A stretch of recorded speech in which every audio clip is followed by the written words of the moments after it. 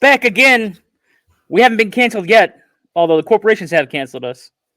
I guess you can't say whatever you want on a podcast these days. No, just kidding. Actually, it's because I have I just dislike iTunes and I dislike Spotify, and they're trying to gobble up all the podcasts. And if you're an independent show, it's kind of like public access versus old school 1980s, 1990s. We're going to kill your mother and sister and brother cable channel fights back in the days for, television access. Anyway, let's a little behind the scenes, folks. What's going on this week? Oh, we might have broken Jordan, actually. She's not here. We were going to talk about Possession in 1981. And every week we're making jokes with Jordan, who's our new co-host on the show. You've probably heard her. She joined us during last November when we started doing the feel-good movies.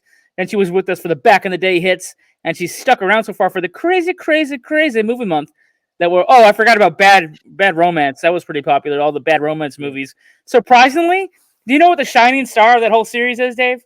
What's that? And it's the one that I thought wasn't going to be. I think the most successful one was Brass Teapot. What a little fucking hidden gem of podcast that we have. Because that's one of the ones I like that much. Actually, I liked them all except for that one. So anyway, she rode the storm, joining the show through a lot of transitions the show was going through at the time.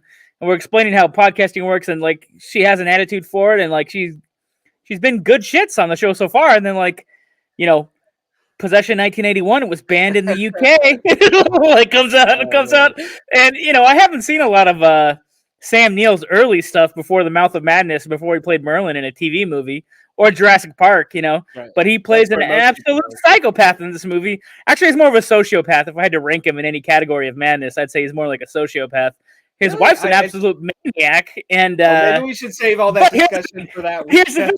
Why we broke Jordan? Okay, well, I mean, first of all, this movie suggests that there's a lot of physiological problems that could drive somebody to madness, and everything seems to be a metaphor in this movie. I don't know. Some things seem real, some things don't seem real. Anyway, I'm already talking about the movie. That's hilarious. Okay, so this is why next episode. Just because of this movie, I think we kept making jokes that, okay, Jordan, we're gonna find a movie one day that's gonna make you want to just pull your hair out or quit or be like, guys, I can't do this anymore. What the fuck? What is this movie about? And like we're really making her cut her teeth as a binge watcher because, like, as Dave can attest, that's what the joke is, right? If you're a long diehard binge watchers fan, you're watching these crazy movies in the middle of the night just like us, and then we're talking about them. And you're sending us notes about him, and it's like, yeah, did we finally pick a movie that she can't handle? And it's not even a bad movie in terms of quality. It is just a gut wrench. Well, I guess we'll talk more about it next week. Yeah, so we're just kind of teasing her since she's not here tonight. She can play this back and be like, those bastards.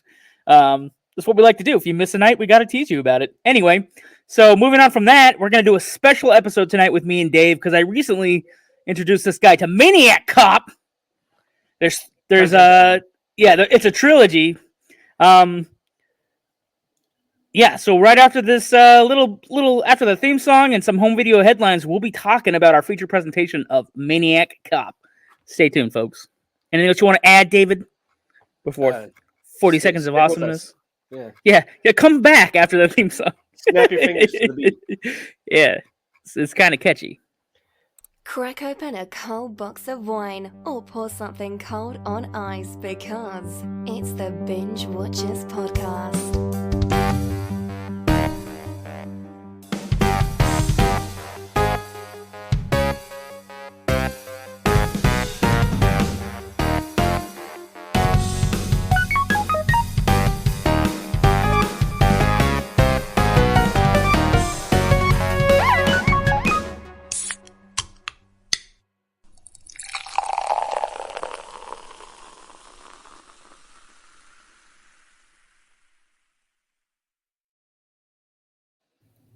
Okay.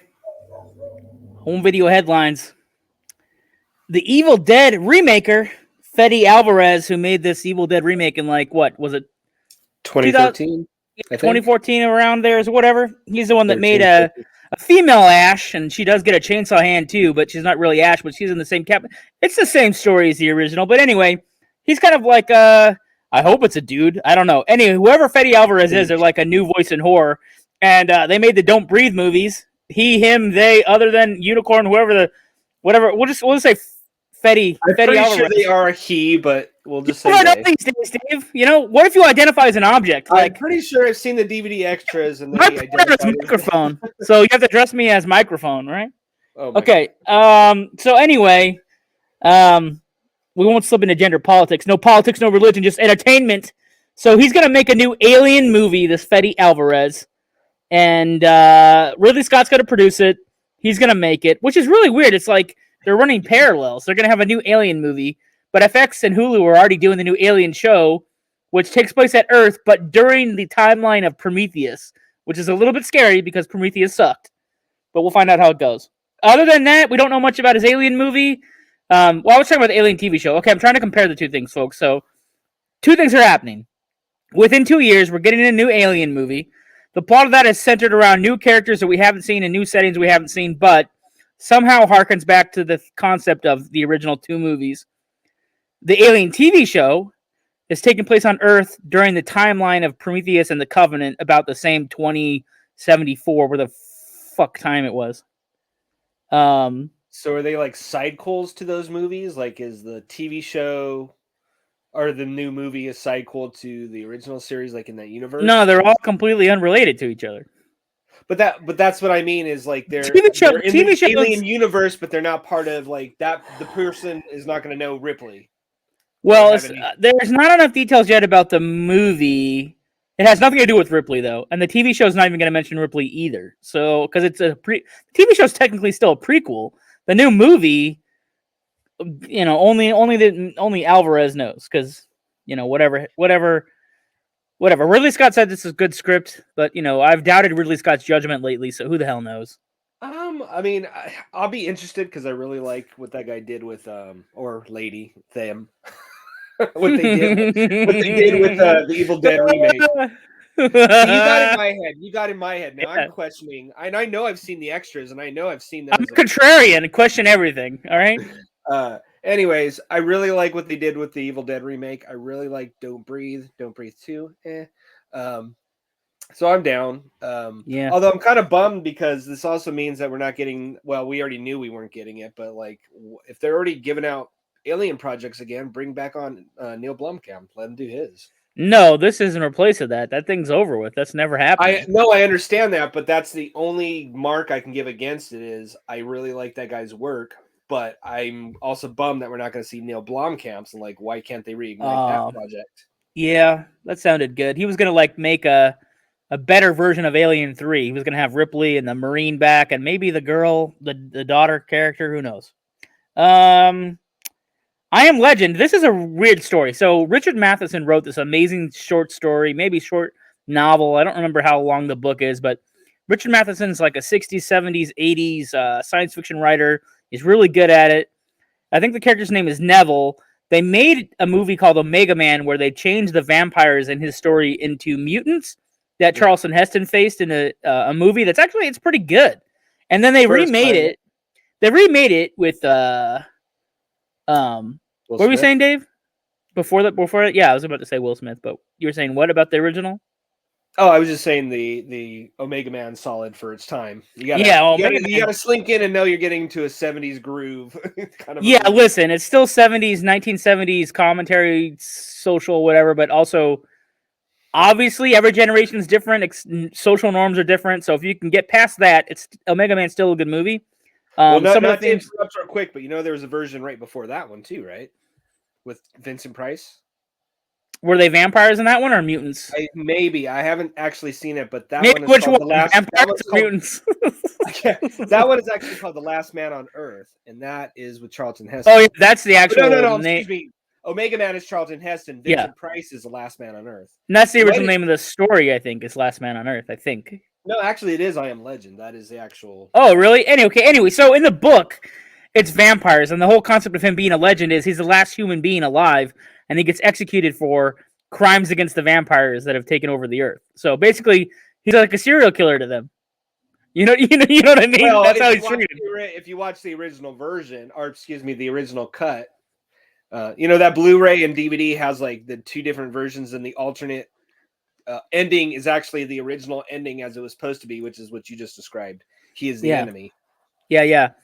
But they Which in changed the it. theatrical version, they kind of washed over that and had a different ending where Will Smith was still kind of the good See, guy. we could crack a whole episode on Omega Man, dude. Dude, we could do. You know, I haven't seen The Last Man on Earth. We could do almost a whole month of. Wow, yeah.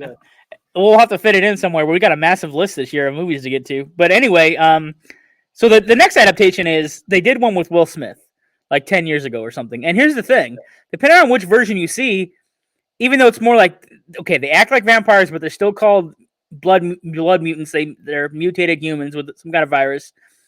He has a lab. He's a scientist. He's trying to cure it. Depending on the version you see, Will Smith dies in one of the versions.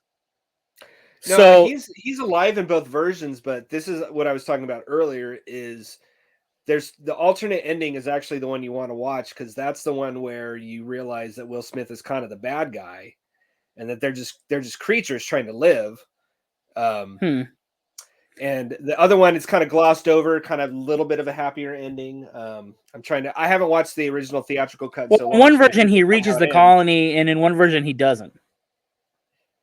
I think it's the original version. But no matter what version you watch, his dog dies. So get ready for that. God, yeah. So, anyway, they're gonna bring it back with Michael B. Jordan. Michael B. Jordan is a great actor. Yeah. I don't see how you make a sequel to this type of story. I really don't. So I don't know where they're gonna go with this. Be probably that thing like I was saying earlier about evil or alien. It's probably gonna be in the universe, like, oh, he was on the other part of the island, or not island, but. Well, Manhattan is an island. The other thing I don't know is pretty much The Walking Dead is dead to me. I haven't watched that show in like 5 seasons, but now they're doing a spin-off with the Negan character and the Maggie character, and in both the comic book and the TV show, Negan killed her husband, and she wants revenge. And Negan's a bastard in the comics, never becomes a good guy. Now he's an anti-hero on the show because. Well, because the main actor, I haven't watched it in years. Well, the guy who played Rick, Andrew Lincoln, left the show like 4 seasons ago because he was exhausted, and he wanted to spend time with his family, supposedly. But it could have been because the show was dipping, and he's like, I got to get out of this. But he's supposed to be in 4 Walking Dead movies, and he's supposed to come back for the finale. But they've gone so off book, it's worse than Game of Thrones. In the comic book, Rick is betrayed by a close friend, which is all right. That's very Walking Dead. But then Carl grows up to take over a community like post-zombie world. You know what I'm saying? Well, they've killed his son on the show. Carl's dead. You know what I mean? So they've already ruined the ending of the comic in the show. And the half of the other stuff that his character does is now split between Negan and the Norman Reedus character, who's really popular on the show but doesn't exist in the comics. So... or he might exist, but he was a bit player. I don't know if he was really fleshed out. I think in the he comics. was supposed to die, but he became so popular they kind of kept him around. So I guess in that regard, you can kind of just realize. But here's the thing: two separate entities. If you make a Walking Dead show in New York, set separately from the main show, and you bring these two characters together, it's like, are they going to play out their tension? Like, is he going to kill her? Is she going to kill her? Or it's more like, are they going to hook up, or are they going to kill each other? And how many seasons will that last? But it's really kind of psychologically awkward to be like, here's the murderer of your husband, and you also have a child. You know what I mean? Like, ridiculous. Fuck it. Maybe they'll go Quentin Tarantino. It'll be like a Kill Bill thing, and they just it's a battle royale. Have samurai swords and fights, and Yeah, who knows? All right. I don't know. So that's that. I mean, that was an extra bonus headline that wasn't planned for tonight's show, but I'd seen it. I'd read that right before we started. Like you, I haven't watched it since. Actually, I tried picking it up twice after Lincoln or Rick left, and I just can't do it. It is such a slog after that. Yeah, it's very hard to do. Tonight's movie, as I said at the beginning when we were teasing our missing co-host, is Maniac Cop. Basically, there's a Maniac Cop running around terrorizing both citizens and his former partners, and you don't know why until about good halfway through the movie, which is pretty good storytelling. Actually, yeah, it's pretty good. They hold out long enough, and it seems plausible. What's funny is when the movie came out, there was probably a lot of people in suburbia that still trusted police officers in general. Are like, this is horrifying. I can't believe this cop is doing this. Well, in real life, we know it's not so far fetched. And that's as close to politics as I'm gonna get. There are good cops, there are bad cops, and then there's maniac cops, which are undead and on the loose in New York City in this movie. And we're gonna talk about it. Dave might have some facts about this movie, some factoids. I do. Let's see. I know Bill Lustig is a huge horror guy. That's the guy who wrote and directed this movie. Yeah, I took Dave's first fact away from him. Oh no! In early. I've got more. This coffee's really strong. Hey, David, this coffee's really strong. So is mine because I have to make it double on record night, so I actually have energy. This coffee is really strong. So actually, just speaking of William Lustig, or Bill Lustig, as his friends probably call him, this is actually one of 4 movies with Maniac in the title that he's directed. Dude, I found his Twitter account. Oh, really? He's active on it, or his person is. Right. You know, probably his nephew, son, grandson. Who the hell knows? He's probably like, fucking Twitter. What? He's like, I'll write it. Then you guys put it on the tweets. All right. Oh man. Shit, actually, it'd be really funny if he was an early adopter and he's like, no, I do my own tweets. Okay. Yeah, who knows? All right. Anyways, he's directed like 4 movies with the title or word Maniac in it, including the other. See, the game here, folks, is how fast could Dave get him out before I interrupt his facts. That's the game here. Actually, in the last 5 years, there's supposed to be a remake and a TV show. Actually, the TV show is supposed to be executive produced by Nicholas Winding Refn, who directed Drive, but nothing more has come out of that. That might be COVID. Or, well, we won't get political here. It just might have been put on the back burner. The safe word for that is not COVID. I think it's pandemic. Yeah, there we go. Bruce Campbell and Maniac Cop himself, Robert Z'Dar, I think is how you say it, Z'Dar. They coincidentally both have the nickname of the Chin because they actually have rather large chins. Yeah. Yeah. Speaking of Robert Z'Dar, I looked up his IMDb, and he seems to have made a career out of playing cops or other uniformed professions. He has 122 credited roles. Nice. And at least 14 that I can notice without digging deeper are either officers, sergeants, or detectives, including a role in a movie called the role of Killer Cop in Destination Vegas. And he's also appeared in Samurai Cop, Hollywood Cops. Yeah, I'm right. He's in Samurai Cop. And Rock and Roll Cops 2, The Adventure Rock and Roll Cops 2. I love the title. Right? Yeah. He's actually a really eloquent speaker, actually. I watched that interview with him for Maniac Cop. I tried to send you this clip I found on YouTube. You did. I didn't get to watch it, but I will later. He has more to say than I ever thought, but you never see him talking because his characters are like a Jason-type murderer, doesn't talk. Because he has a very physical presence. I mean, he just he's domineering. You go well, he may not be a cop, but he can certainly be a maniac cop. Right. Also, speaking of Bill or Will Lustig, his last movie as a director was Uncle Sam, which was also written by Larry Cohen, who wrote this, and it's about a soldier who was killed by friendly fire and comes back to kill from the dead to kill unpatriotic. Well, geez, that seems like the exact same plot of Maniac Cop. Exactly, except he's taking out unpatriotic people. Hey guys, I got this. We'll cross out the word cop, write the word soldier in. Pretty much 60 million done. Box office gold. Well, speaking of, I'm going to roll a headline and a fact into one. I just did that on the spot. Wow. Blue Underground is actually going to be releasing this movie Uncle Sam on 4K ultra high dynamic range disc soon from Blue Underground, which is actually William Lustig's. Weren't you bitching though? Weren't you bitching the other week that Maniac Cop, the whole series is on 4K, but such and such movie is not on 4K? Well, I was just making it's just funny, and I'm actually not shitting. I actually buy stuff from Vinegar Syndrome on 4K, so I'm not shitting on them. But it's so funny that we get movies like Maniac Cop on 4K, and yet we still don't have things there's so much stuff that's still not on 4K. Well, even next week's movie is barely on DVD, right? It is, but there's actually maybe we'll talk more about that next week. There's a 4K restoration going around, so it's probably gonna get a big release. I'm hoping at the end of this year. All right, let's jump into favorite bits if you're ready. Did I interrupt too many of your facts? You got anything else? No, that's all the facts. All right, cool. But Bill Lustig also made Maniac before Maniac Cop, and Maniac's one of the best horror movies of all time. We have a classic interview. You can dig it up. It's on our top 10 summer / horror movie list. Go dig it up. All right. It's available on the website. Go under summer / you'll find it. Favorite bits? Hack them up, Dave. Well, there's a couple things. I really like the You don't see too many killings by somebody just like face planting somebody in cement and make sure they stay there. That was kind of a fun one. Kind of the mania of what's going on.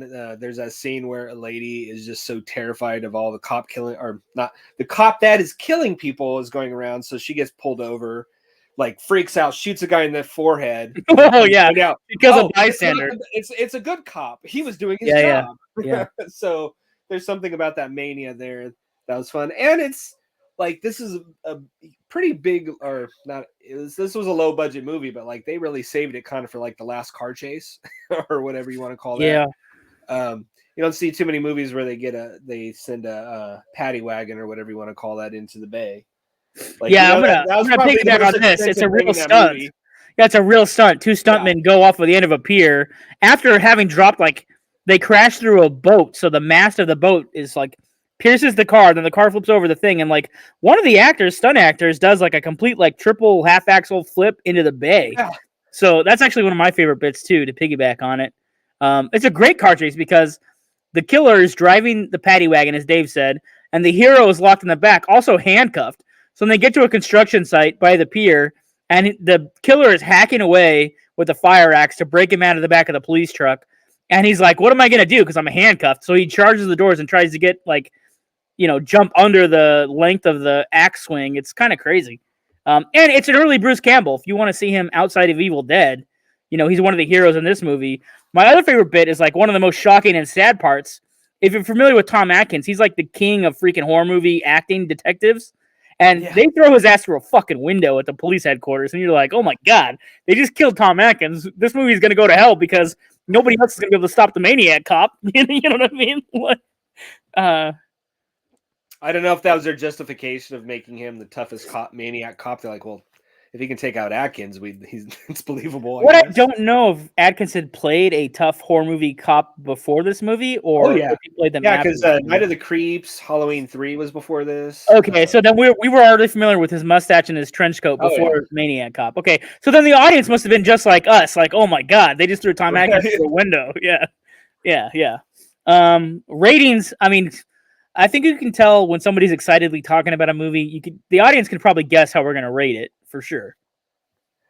I'm actually going to say binge later. You son of a bitch, David. Well, there's stuff I really like about this. It doesn't go as over the top as I imagined it.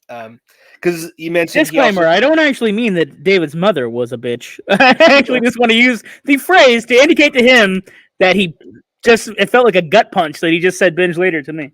Although I will say this, to the movie's credit, even though I'm saying binge later, it's fun enough where I'm like, all right, I want to check out 2 and 3 to see if like they up the ante. Oh, you're going to love part 2, man. All right. Yeah, there's an even bigger police detective actor in part 2 and 3. Oh, wow. Yeah. And which I think they're on Shudder, which we're not getting paid by them right now, but if they want to. Hey, Shudder, I like your stuff. Actually, I'm about to write to Shudder and be like, why is our show not on your network? Let's go. Let's do this. I mean, somebody has to take over from Joe Bob. That guy's like 80. All right. Let's take a look here. What are the fans doing? Oh, the fans. Oh, wait. Obviously, binge now for me. But I can rank the movies. Part 2 is number 1. Part 1 is number 2. And part 3 is the last one. So. See, this is feeling like... I feel like this is going to be like the Lord of the Rings of...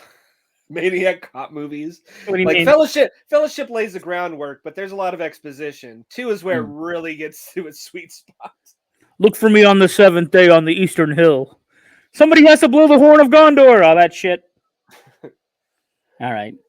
Got real nerdy there, folks. People are like, what's Lord of the Rings? All right. I feel like if any audience knows Lord of the Rings, it's got to be ours. I don't know. They should probably tell me. I almost want to insult them so they actually say something to us. Is that rude? Maybe. Is it like poking a bear? All right. Maybe. Well, you confessed to being a sociopath on the last episode, and that's checking. Wait, I said I was a sociopath? Yeah, don't you remember that? Oh, man. Well, I got that mental illness badge of honor, like once you're federally certified, you can't, All right. Is that like USDA certified?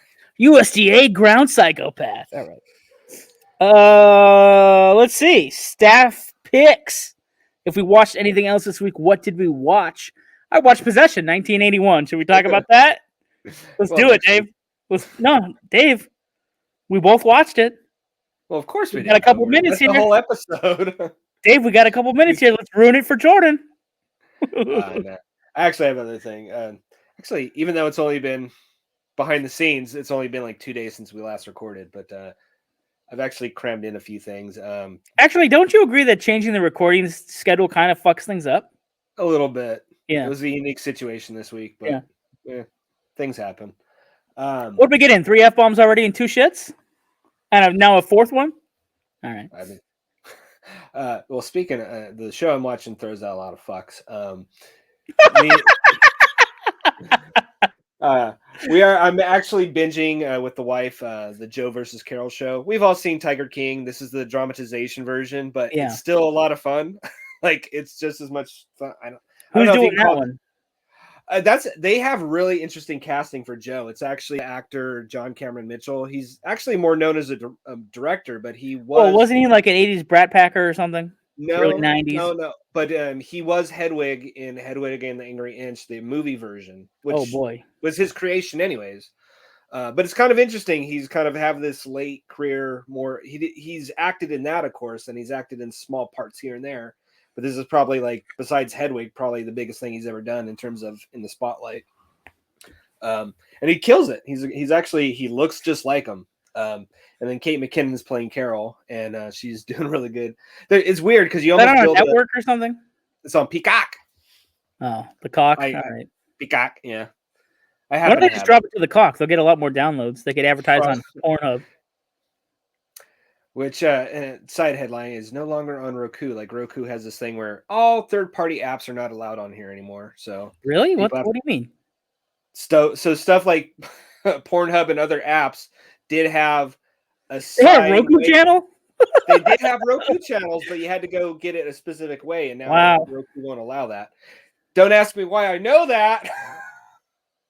Well, you're the facts guy. You're supposed to know all the trivia in the universe. Don't right? You know. It's not that you're actually watching Pornhub on Roku. Not at all. Well, you can't now. Sure. But so, yeah, Joe versus Carol, or Joe. I almost said Joe. Yeah. What do they do? Do they just dramatize what we already know, or do they show you all the theories? It's the dramatization version, basically. But it's really good. I'm enjoying it. All right. Also watching. What the hell else am I? Oh, I just watched that first episode of Winning Season, or the Lakers story with John C. Reilly. Actually, from the did that actually drop? I was waiting for that show. It just can't drop last night. I watched it like the show that broke the friendship between Adam McKay, Will Ferrell, and John C. Reilly.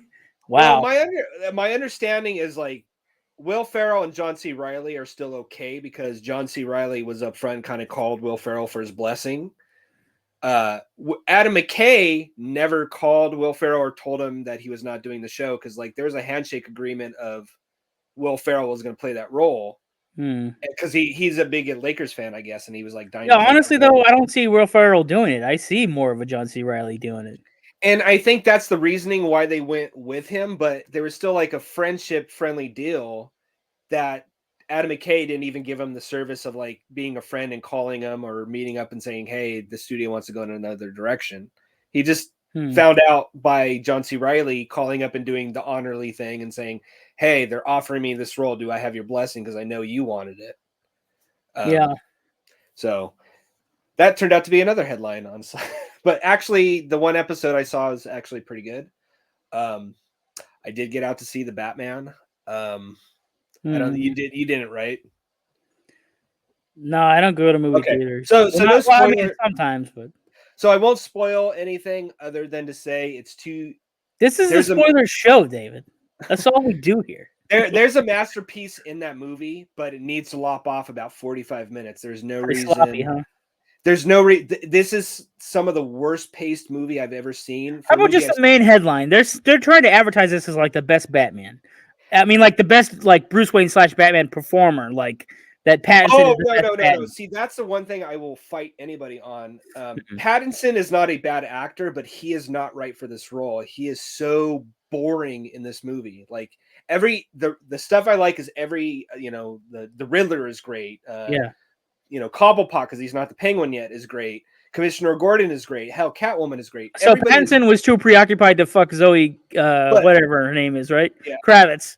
He was trying to work on his relationship problems, huh? And people are misinterpreting his lazy. Actually, that's not fair because he's not a lazy actor, but he is not bringing it to this movie. He's done much. Well, better. listen, I don't give him much credit because he did Twilight, and I can't stand those movies. So yeah, but so did Kristen Stewart, and Kristen Stewart's actually a good actor. He's a good actor too. Watch Good Time. He's actually a really good actor, okay. but he was. I still have not watched The Lighthouse. You need a role to get your name out. You know what I mean? Come on, John. If Catherine Hardwicke is coming to you saying, "Hey, John, you're going to star in 4 shitty vampire movies, but you're going to go on to do a great acting career after," like, would you not sell your soul a little bit for that? Honestly, so I had to sell bits of my soul to take on corporate sponsors for the podcast. We've had a rocky road.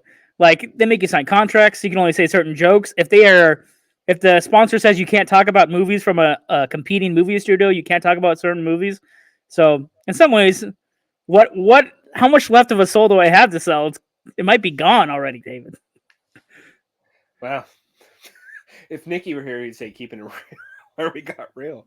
Well, Nick died because he couldn't commit to the time that we were going to record. And maybe it's all karma. Adam's also gone because he couldn't commit to like a code of conduct. And who the fuck knows what is happening? I don't even know anymore. And it's really, whose show is it now? I don't know. The Devils. No, talk about would I sell my soul to be in a movie? Well, to have a good acting career afterwards. I don't know. Dude, I walked to 7-Eleven and bought their shitty pizza earlier. All right. So behind the scenes, I'm going through a tough time, but we don't try to get personal on the show because we know that the audience listens to take a break from their bullshit lives and the shit that's going on with them. And Dave remembers enjoying the really dark episodes that we posted in like 2009. So I'm walking to 7-Eleven. I'm getting their deli pizza. And then the other day was my dad's birthday and he told me he was fucking proud of me. And like, meanwhile, while he's saying that to me, which doesn't happen very often, in the back of my head, I'm thinking like, well, all the genius things I've done to promote this podcast, which have been separately from like the things that I think I did, allowed us to compete with podcasts that are like made with celebrities and put on these huge networks, like Amazon and shit. But we've promoted our own website, our own episodes through like a free app, for everybody to listen to. And it's not one of the bigger apps, but we have listeners, we have an audience, and we've done okay for several years. But now it's like the corporations are like, well, we just want iTunes or we just want Spotify listeners. And I'm like, but there's a million other places to get a podcast. And honestly, if you're a little guy, you shouldn't concentrate on trying to be popular on those apps because you'll get crushed by these other shows. You got to do whatever it takes, man. Yeah. And whatever it takes means build your own website, promote on your own social, build your own celebrity and build your own brand and talk about things. But I'm like, it's going to be hard to produce a show now because there's no money coming in, which I've just now said on an episode, and I don't really care anymore because what do I have to lose? We're in a position we only have things to gain, nothing to lose anymore. So, I mean, I wrote Dave a text earlier that said, like, maybe we bring all the co-hosts back and be like, you were here for the beginning, now you're here for the end, which is kind of like, maybe that's one of those ones you delete, unsend for everybody in Facebook Messenger, but, to answer your question, I've taken a really long time to answer your question. Right, so it's difficult to hear. It's difficult to hear something. This all started from a Batman review. Yeah, exactly. Someone says they're proud of you, and then all of a sudden you're like, "Yeah, but you don't know how my show's on fire right now." And like, what does the future hold? I don't know. like we're fully monetized on YouTube, making 16 cents. We're fully monetized on Instagram, making 17 cents. That's not really going to pay the fucking bills. You know what I mean? Like years ago, they'd say, "Well, that'll buy you a cup of coffee." I don't know. That was in the 90s, 80s. Oh man, Dave, did you get your answer you were seeking? Sure, we'll say yes. Now, what would I give up to get an acting role? Difficult question. Because part of my walk to 7-Eleven was just about this thing, like getting older, much older than they say you sell a script, much older than they say you start acting, and been in and out. I mean, did commercials, tried to do TV shows, didn't work out. Try to get some movies picked up, got things optioned. The option money runs out. They don't make your script. They give you your script back.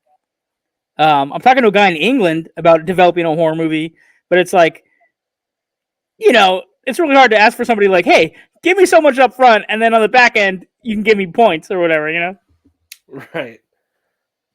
Meanwhile, I still want to watch movies with my friends, and like the whole zeitgeist of the show was graduating from film school, didn't have a film job, or lost my internship, and Dave, literally, the guy I'm talking to, this guy, Dangerous Dave, was like, hey, maybe you should try podcasting. That's pretty much the origin story. Yeah. that simplifies it down to a base. Well, yeah. I mean, I was listening to podcast. I mean, podcasts are like so commonplace now, but I mean, hell, even it was close to 10 years ago you started this. They were still kind of in its infancy. But I mean, I have a T-shirt that says "Never Go Broke," and I mean it. Like, what sucks is when you're on the unemployment line or you're about to run out of money, like you don't ever want to go to zero, because it's like if you go camping, David. And I know, like, I'm way on a tangent now, but fuck it. All right, so if you go camping and let's say you burn your arm in the campfire, David. You with me? Burn your arm in the campfire. You're never gonna want to be near a campfire ever again, right? Well, yeah. So, having been reduced to nothing, it's like then I get another deal. That's what's crazy about like the high commission sales world is like you only have so much money, it's running out, and then you get another deal. But is it going to come before you run completely out of money, or are you going to get it in the nick of time? Only time will tell. Who knows? Again, really strong coffee. Let's get back. Let's get back to the movie. And what did you watch? What did I watch? Besides Possession? Right. I watched my personal finances go up in a cloud of smoke. It's really weird to get on the other side of the pandemic and then be totally ruined financially. Okay. Besides that, what did I watch? I watched Star Trek Nemesis, which is one of the least popular. No, not Nemesis. Like Insurrection. Sorry, I misspoke. I watched Star Trek Insurrection, which is one of the last Next Generation movies. There's like 11 original movies, and it's like number 10. And it's like they go to a planet where the radiation from the sun is making you younger, more youthful, and there's some kind of alliance between these asshole aliens and one admiral who's corrupt at the Federation, which is like, Starfleet. That's like, like Earth's government's, space fleet. So, and I'm filling in for the non-Star Trek fans because, like, last week I was telling a Star Trek story and it went right over Jordan's head, right over David's head. Clearly not Trekkies or Trekkers. So here we go. So, basically the crew is like, why is our android trying to shoot everybody? Well, the android figured out what this conspiracy was about and they reprogrammed him. So they saved their android. Captain Picard, whatever, he shows up. He's like, hey, everybody's getting younger. I want to have sex again. What's going on? You know what I mean? Like they they have to fight these aliens that turns out to be the children of the people that are getting younger because there's like a splinter cast from the people that are on the planet with the radiation making everybody younger. And so, Captain Picard and his crew, like Worf and Data, who's the android in question, and LaForge, they all decide, hey, we're going to insurrect. So basically, it's called Insurrection because they rebel against Starfleet because Starfleet's trying to steal the Fountain of Youth, radiation from the planet. And they're going to, like, trick everybody who lives there to be taken off world and go somewhere else. Was that complicated? No, I caught that. I'm not a Trekkie, but my wife is, so I understood a bit of that. Yeah, so this is considered. I knew Data was the android. Well, this is considered the least favorite Star Trek movie, probably. I mean, like, of the original cast, number 5 is, which is called like. Was that the Undiscovered Country or no? No, that's number 6. That's one of the best ones. It's the one right before that. What is it called? The Final Frontier? Yes, Final Frontier, maybe, because they're going to go supposedly meet God. And it's the one that... I've actually seen that one. Ooh. Yeah. It has a lot of good ideas. It's just kind of folliesome. My understanding is a lot of the problems with that movie was, like, its budget was slashed, like, in the middle of production. So, like, the end, there was supposed to be, like, a big spectacular ending, and they're like, well, you don't get the budget anymore, so figure it out. And so they kind of had to switch gears and do whatever they did. Which I remember looked kind of like the Tron people, if memory serves. I don't know. Anyway, so come back next week, and if we're still here, we'll be talking about Possession 1981. Yeah, there's a lot of screaming. Yeah.